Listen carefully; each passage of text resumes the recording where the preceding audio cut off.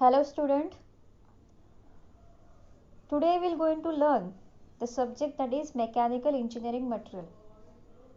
I think we learn classification of material in the last session. Today we are going to learn the properties of metal. Now there are three types of properties of metal. First is mechanical property, second is physical property, and third is chemical property. Now what do you mean by mechanical property? It's a property of material that define its behavior under applied force is known as mechanical property. For example, if you take a circular rod and you will apply the force tensile, either tensile or compressive on both the side, how that material will going to behave under that applied force or load, that is known as mechanical property. Now first mechanical property is strength. It's an ability or capacity of the material to withstand or support a load without fracture is called as its strength. Again I will take example of circular rod, and if I am going to apply the force on both sides, either compressive or either tensile, if the material have a capacity or ability to sustain that load, it will never fail. That is known as strength of the material. There are three types of strength of the material or metal. First is tensile strength, second is compressive strength, and third is shear strength. Let's see the first strength, that is tensile strength. Tensile strength is the ability of the material to resist tensile load without fracture. We will take one example. If I am going to take a circular rod and I am going to apply the load away from the body, that is tensile load.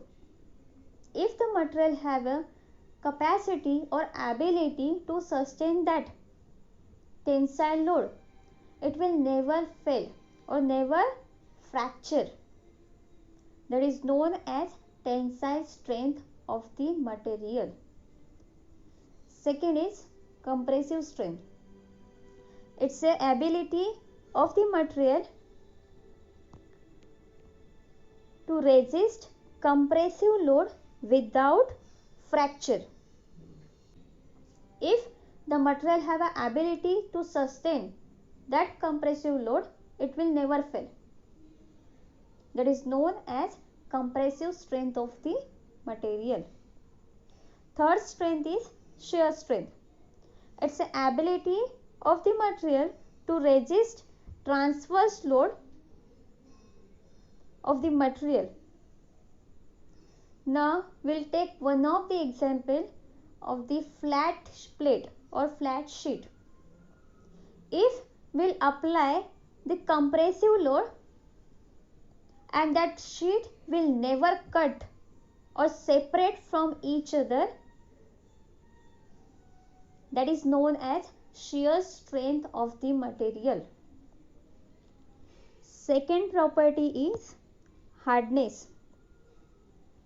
Now hardness is the ability of material to resist scratching, abrasion, penetration or wear on it. For example, if I will take a circular rod and now I am going to apply some tensile and compressive force, because of which some mark or wear will occur on the body of that circular rod. If the material have an ability to sustain that penetration and wear, it will never fracture or never fail. That is known as hardness of the material. Another property is toughness. Toughness is the ability of the material to withstand shock loading or impact before fracture. Let's take one example. If I take a mild steel rod and I am going to apply the load, obviously mild steel rod will first of all cross the proportional limit, then it will crossing the elastic limit, then its upper yield point, then lower yield point, then ultimate point, and after that it has to come for the fracture point. So basically, if the material have a tendency or capacity to sustain till fracture point, it is known as toughness of the material. Another property is elasticity. Elasticity is a property of material to regain its original shape and size after removal of the external load. Let's take one of the example. If I'll take a rubber band and I am going to apply the external force, obviously rubber have a capacity to regain its original shape and size after removal of the force, that is known as elasticity. Another property is plasticity. Plasticity is the ability of the material to withstand permanent deformation without failure. Let's take an example of plasticity property. If I take a mild steel rod and I am going to apply the tensile force on both sides of the rod, the result is mild steel rod will never come to its original shape and size. That is known as plasticity property. Another property is ductility. It's a capacity of the material to undergo deformation under tension without rupture. Let's take an example of the aluminum rod. If I am going to apply the tensile force on the aluminum rod, the result is increase in length and reduction in thickness. Means it's the capacity of the material to undergo deformation, that is increase in length and reduction in thickness under tensile load without rupture. That is known as ductility property. Another property is brittleness.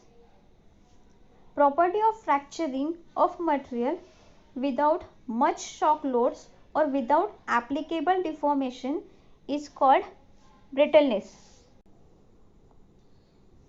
Let's take an example of glass. If I am going to apply the external force on glass without any deformation or without any shock load, it will fracture or it will fail. That is known as brittleness property. Let's take another property, that is malleability. It's a capacity of the material to withstand before under compression without rupture. Let's take an example of the mild steel rod, and if I am going to apply the compressive force on that rod, the material have to withstand under that compression without any fracture or without any crack. That is known as malleability property. On next video, we will learn the physical property of the metal.